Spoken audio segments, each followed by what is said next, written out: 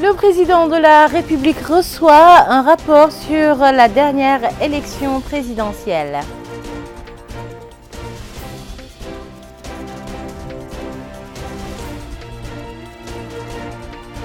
Le président de la République pose la première pierre à Nouakchott de 2 immeubles de 10 étages à usage administratif.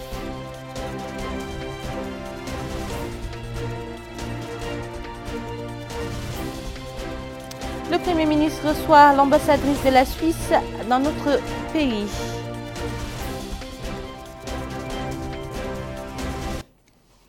Merci de vous joindre à nous. Avant de passer au développement des titres, d'abord ce décret qui nous parvient de la présidence de la République qui a annoncé aujourd'hui en début d'après-midi qu'en vertu d'un décret en date de ce jour sont nommés conseillers chargés des affaires diplomatiques à la présidence de la République Izidbi Oul Mohamed Mahmoud, chargé de mission à la présidence de la République Mohamed Lemine Oula Boye Oul Sheikh Al-Hadrami Mohamed Mahmoud Oul-Mat Sidi Oul-Doman Habib Oul-Hamad Yahya Oul-Kabt Harouna Traoré El-Hassan Oul-Zain Omar Gueye Ahmed Salem Oul-Fadl Sidi Mohamed Oul-Jabar et enfin Saleh Oul-Dahmash. Le président de la République, Mohamed Ould Cheikh El Ghazouani, a reçu aujourd'hui au palais présidentiel le rapport sur la dernière élection présidentielle. La remise de ce rapport a eu lieu au cours de l'audience que le chef de l'État a accordée au président de la Commission électorale nationale indépendante, CENI, Mohamed Val Ould Bellal, accompagné des membres de cette commission. L'audience s'est déroulée en présence du directeur de cabinet du président de la République, Mohamed Ahmed Ould Mohamed Lemine. À sa sortie d'audience, le président de la Commission électorale nationale indépendante CENI a fait la déclaration suivante, dont voici la traduction intégrale avec Yedali Fall. Nous avons eu l'honneur d'être reçus par le président de la République, à qui nous avons remis un rapport complet et exhaustif sur les dernières élections, conformément aux dispositions de l'article 20 de la loi de 2012 instituant la CENI. Nous nous sommes donc acquittés aujourd'hui de cette obligation légale et avons enregistré chez le président de la République un esprit d'ouverture et une disponibilité totale à appuyer le processus électoral en Mauritanie et à le promouvoir de manière à en combler les insuffisances et de l'améliorer.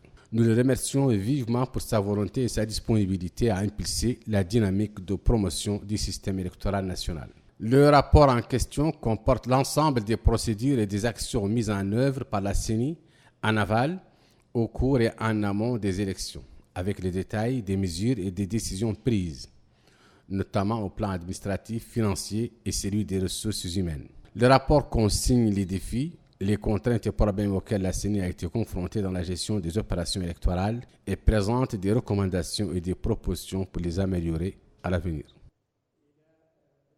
C'est dans les titres, le président de la République, Mohamed Ould Cheikh El Ghazouani, a procédé aujourd'hui à la pose de la première pierre du nouveau siège du Conseil constitutionnel à Nouakchott et de 2 immeubles de 10 étages à usage administratif.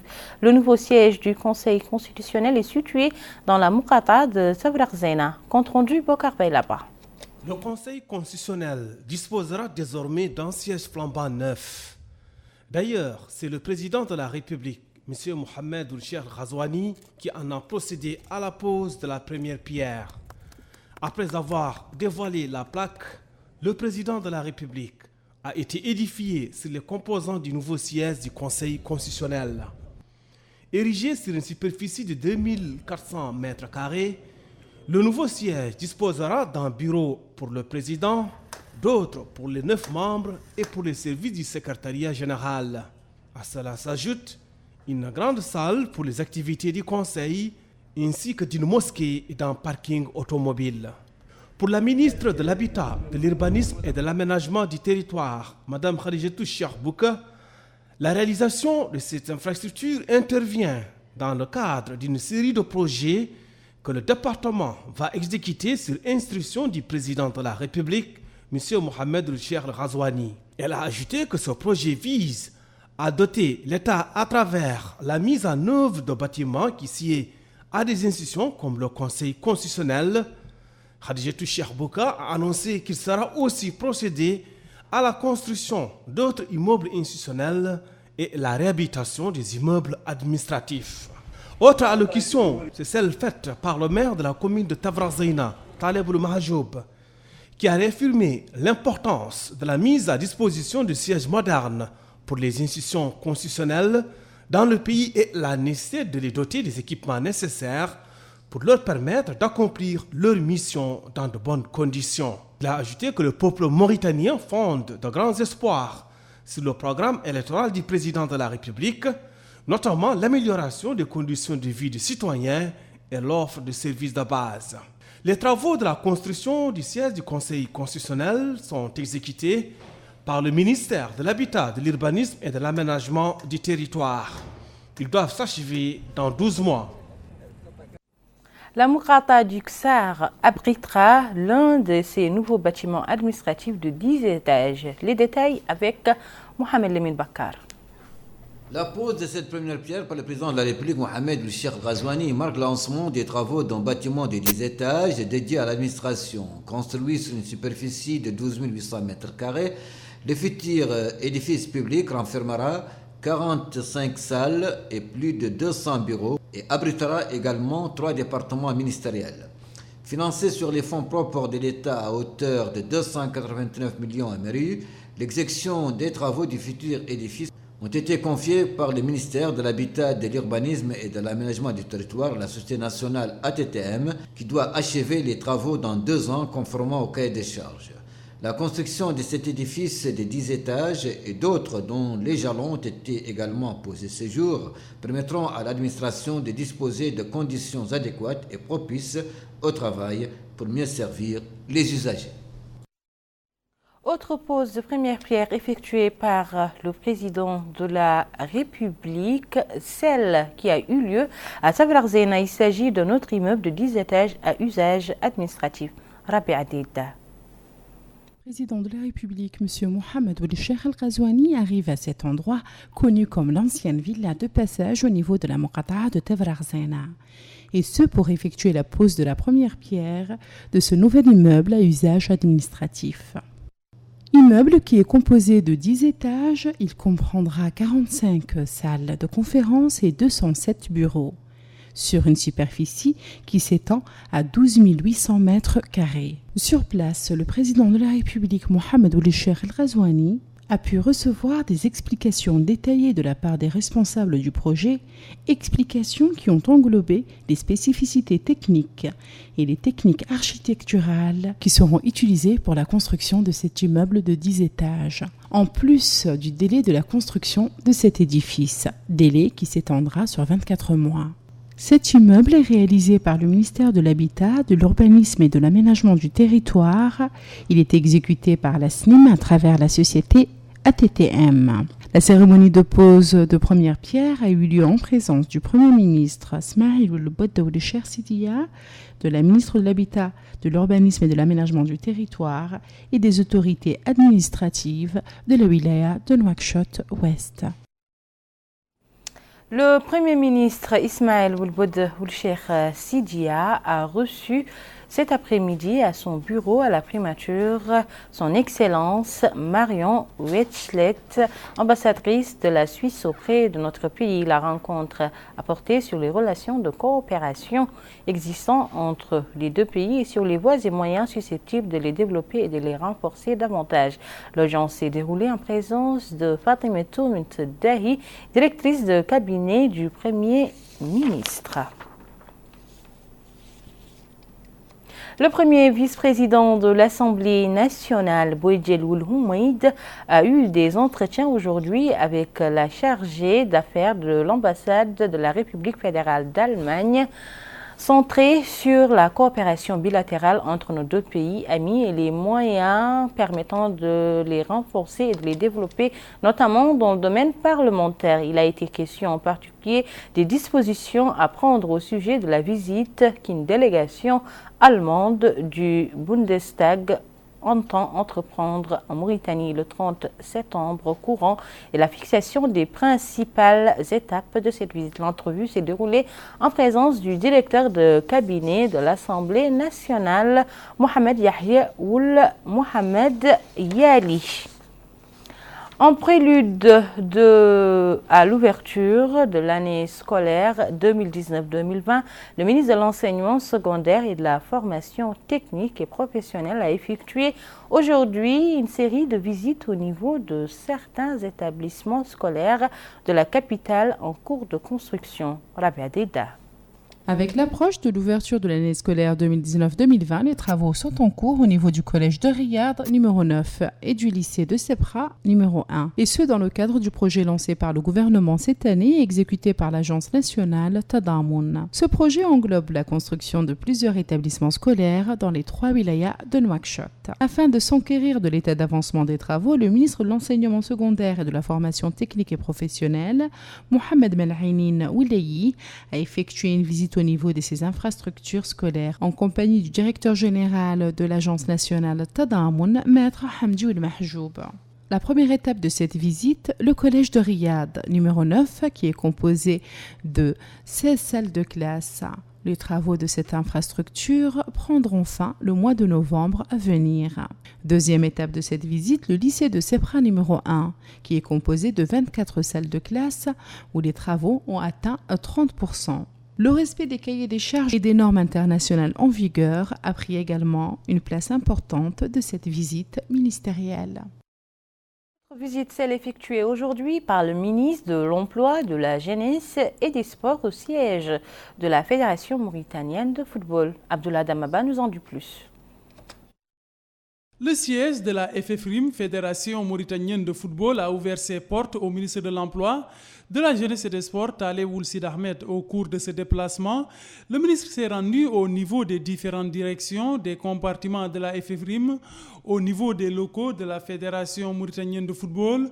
Le ministre de l'Emploi, de la Jeunesse et des Sports a eu droit à une visite guidée de cet édifice. Les portraits de l'équipe nationale, un exemplaire du maillot de l'équipe, ainsi que les images des compétitions disputées par les Mourabitoun et le portrait des Mourabitoun qui se sont qualifiés à la dernière Coupe d'Afrique des Nations ont été présentés. Le ministre a aussi visité les bureaux du personnel de la FFRIM.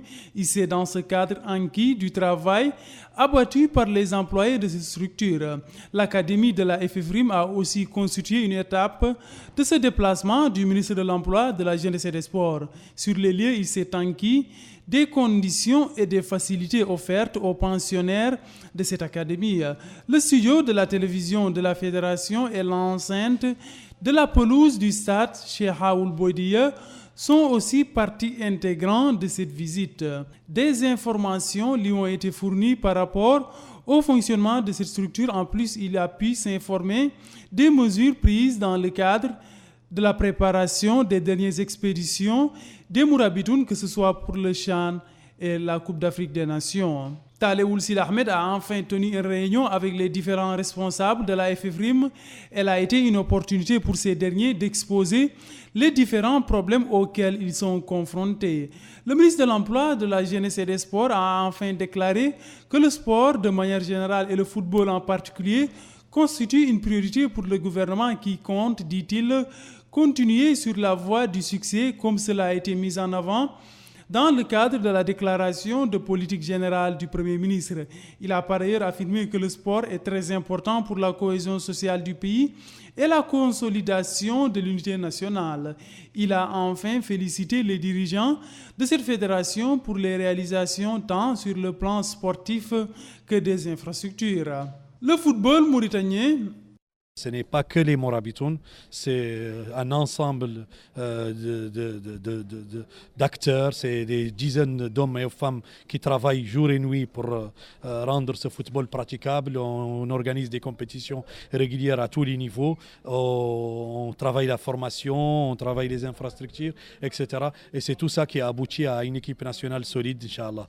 Donc le ministre l'a bien compris, il s'est réuni avec les acteurs du football, notamment les présidents des clubs, présidents des ligues, régionales pour s'enquérir des réalités, des problèmes qu'affrontent ces différents acteurs et des solutions aussi. On a débattu de tout cela. Je pense qu'on est sur la bonne voie. Le ministre nous a rassuré de la continuité du soutien de l'État mauritanien, du soutien du président de la République, M. Mohamed El-Cheikh El-Ghazouani, qui accorde une importance particulière à la jeunesse et au sport.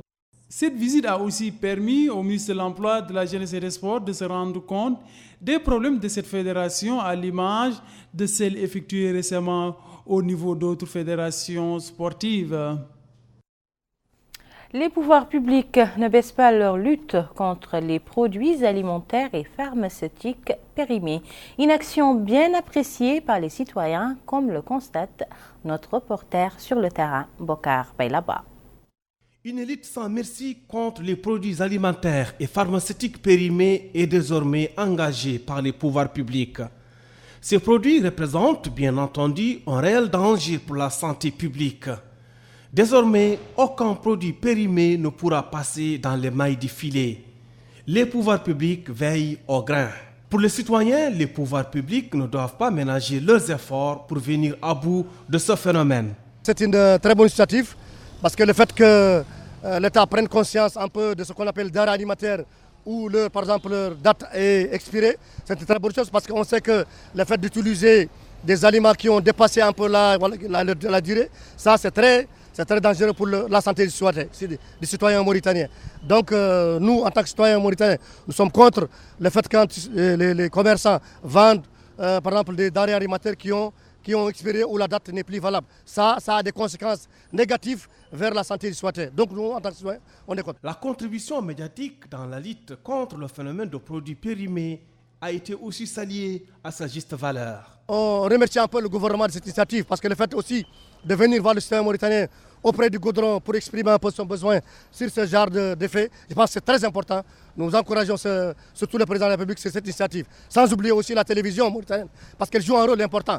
Le fait que la télévision se déplace dans les rues de Nouakchott pour demander l'histoire, ça aussi c'est un peu le rôle que joue la télévision. Et je pense que nous aussi en tant que citoyens, on la remercie cette avance. D'autres estiment que la vente de produits pharmaceutiques dans les commerces doit être proscrite.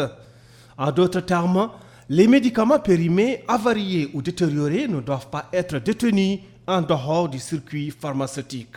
Il y a des gens qui vendent les produits exprimés au niveau du marché, au niveau un peu partout, le produit exprimé, le produit varié. Vraiment, c'est à revoir, c'est à voir. Vraiment, c'est un produit qui n'est pas bon à exploiter, ce n'est pas bon à vendre. Bon, normalement, si les gens veulent avoir un bon médicament, ils n'ont qu'à aller dans les pharmacies pour payer les médicaments.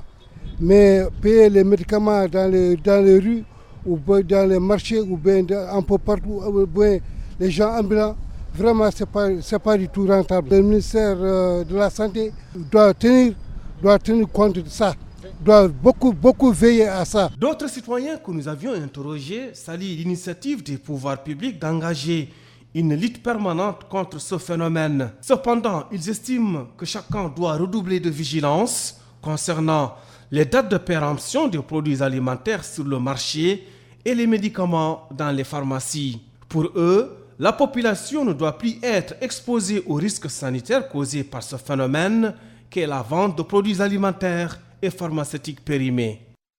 Merci beaucoup Bokar Baylaba. Et pour plus de précisions sur ce sujet, nous recevons pour vous, chers téléspectateurs, sur ce plateau, professeur Mohamed Abdallahi Oulbelahi, directeur général de l'Institut national des recherches en santé publique. Professeur, bonsoir. Bonsoir, madame. Merci d'avoir répondu à notre invitation, ce qui m'amène à vous poser la question suivante. Qu'est-ce qui explique cette opération en cette période précise? Merci, madame. Tout d'abord, je remercie la télévision nationale pour m'avoir donné cette opportunité pour parler de ces mesures qui seront prises dans le futur pour prévenir et renforcer, prévenir les maladies et renforcer la santé publique pour garantir le bien-être du citoyen.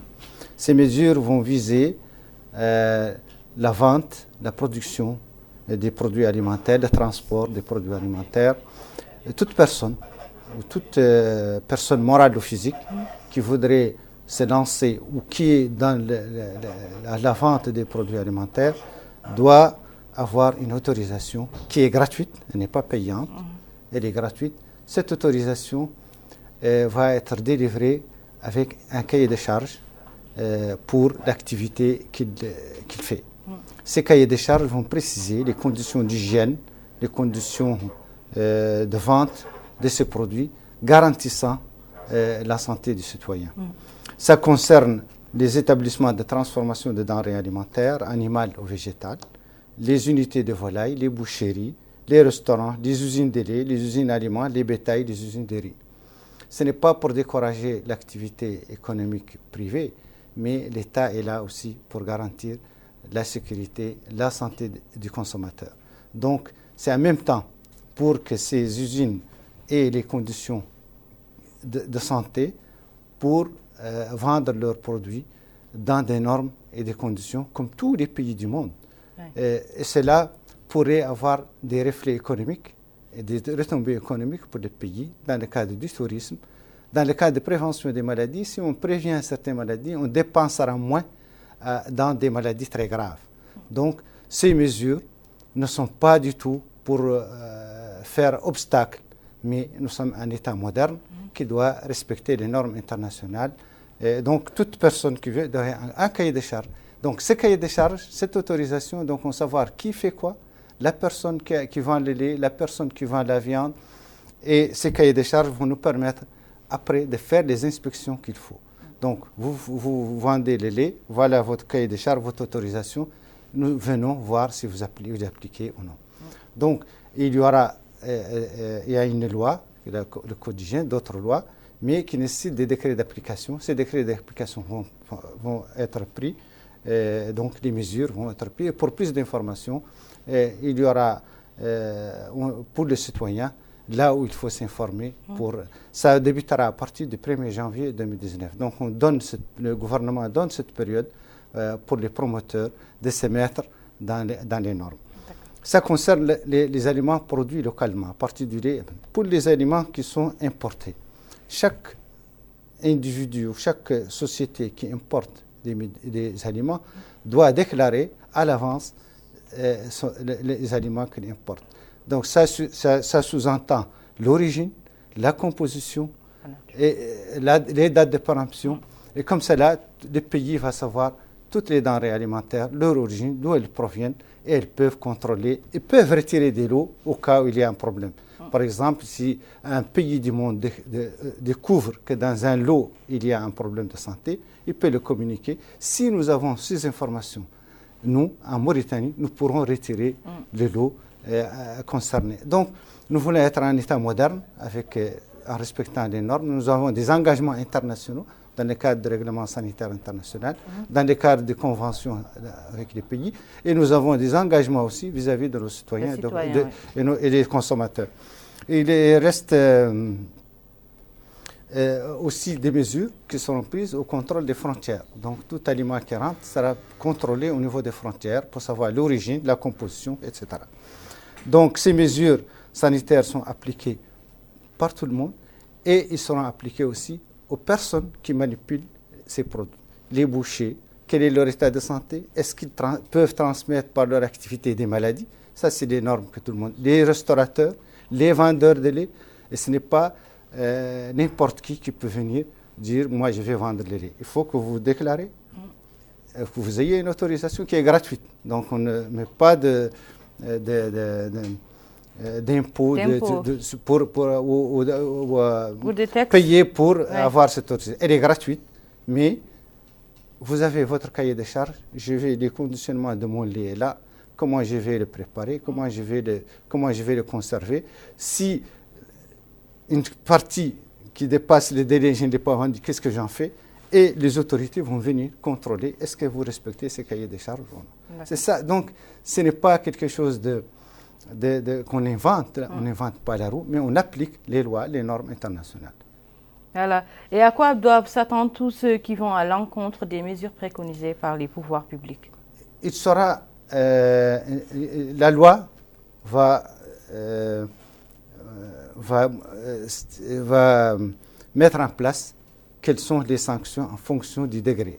Si, par exemple, les degrés de contrefaçon, j'ose dire, ou de non-respect du cahier des charges touchent gravement la santé, on peut retirer l'autorisation. S'il y a des dégâts, on pourrait, c'est-à-dire le code pénal peut définir mais il sait très bien quelles sont les sanctions qui pourront être. Donc, ne pas être, la loi va définir les arrêtés, les décrets d'application vont définir quels sont les types de sanctions pour ces personnes.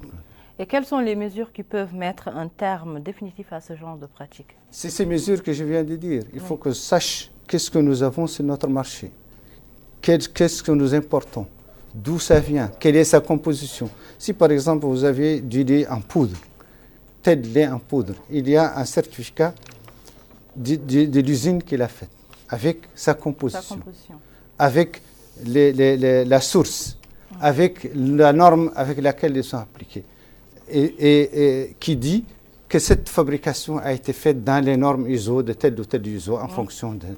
Et nous, on pourrait vérifier avec nos contrôles dans les laboratoires si ce qui est écrit est vrai ou non. Ou s'il y a des substances étrangères qui peuvent être dangereuses pour la santé des citoyens. Nous pourrons mener aussi des études de santé publique pour avoir l'effet de telle consommation ou telle consommation. D'accord. Votre dernier mot, professeur? Mon dernier mot, c'est que c'est un mot qui rassure. Rassure premièrement les promoteurs, que ce n'est pas pour décourager l'activité économique, au contraire, mais pour la mettre dans les normes. Et mon mot pour les consommateurs, que le gouvernement veut veiller à la santé et prévenir des maladies très graves qui peuvent être véhiculées par le non-contrôle des aliments. Et ces mesures aussi vont servir comme de prévention. Donc si l'importateur ou le promoteur sait qu'il y a des mesures, qu'il y a des sanctions, il ne s'aventurera pas à faire...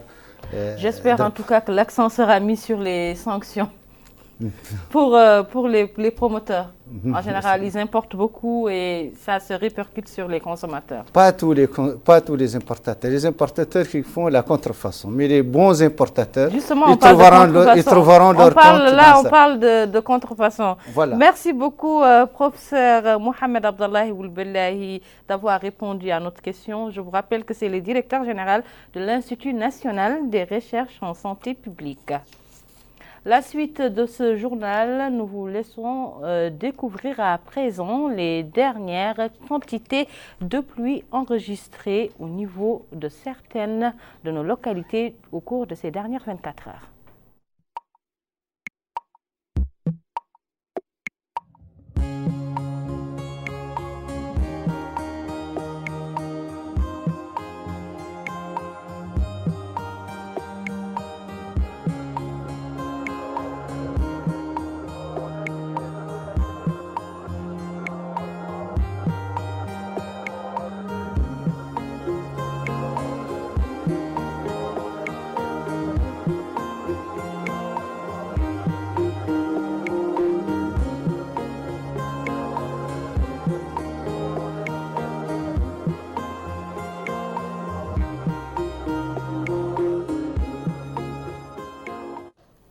Et nous mettons le cap à présent dans la wilaya de l'Adrar, plus précisément à Ouadane, où les populations ont exprimé un certain nombre de problèmes à nos reporters sur place.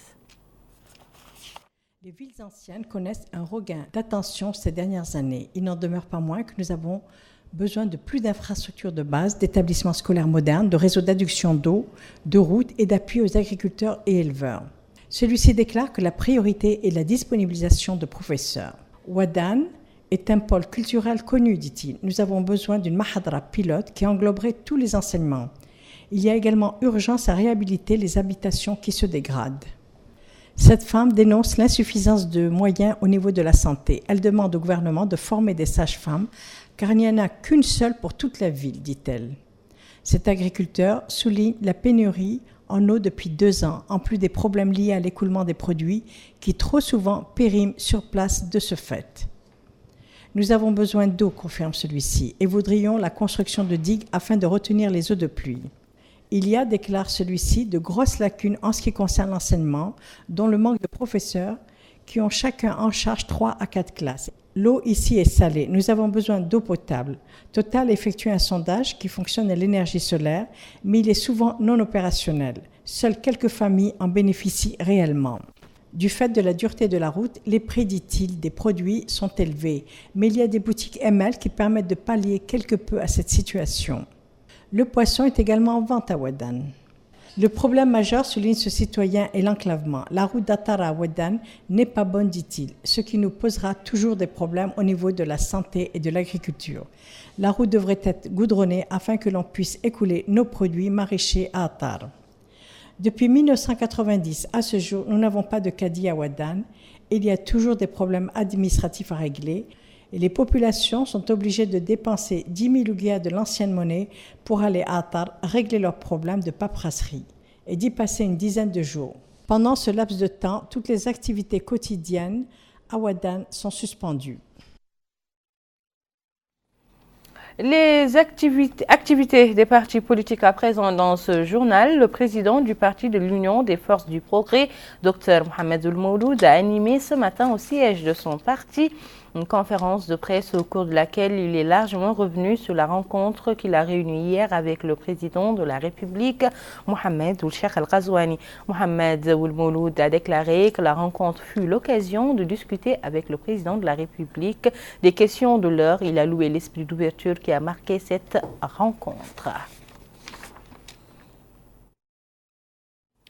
Le président du parti de l'UFP, Dr Mohamed Ould-Mouloud, a souligné qu'il a perçu chez le président de la République une volonté d'apaiser la scène politique. Écoutons-le. La rencontre qui a eu lieu hier entre le président Mohamed Ould Cheikh Al Ghazouani et moi-même, considérant que la situation du pays est très sérieuse, que les menaces de déstabilisation sont nombreuses, et qu'il y a urgence à ne pas rater une opportunité pour normaliser la scène politique, eh bien, il fallait répondre à cette invitation pour normaliser la scène politique. Rendre possible donc que le peuple mauritanien, que toutes les forces politiques se mettent d'accord sur les grands principes, sur les grandes questions qui conditionnent la stabilité et le devenir du pays. Et c'est très urgent de mettre donc fin à une situation où nous étions 2 camps retranchés depuis 10 ans, qui ne communiquent pas et qui sont dans une situation de ni guerre ni paix, une situation totalement stérile. Merci beaucoup. Voilà qui met fin à cette édition. Mais avant de nous quitter, le rappel des titres. Le président de la République reçoit un rapport sur la dernière élection présidentielle.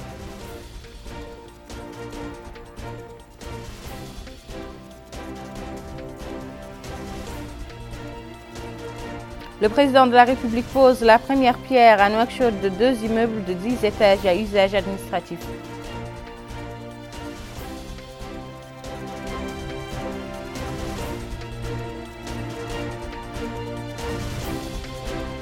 Le Premier ministre reçoit l'ambassadrice de la Suisse dans notre pays.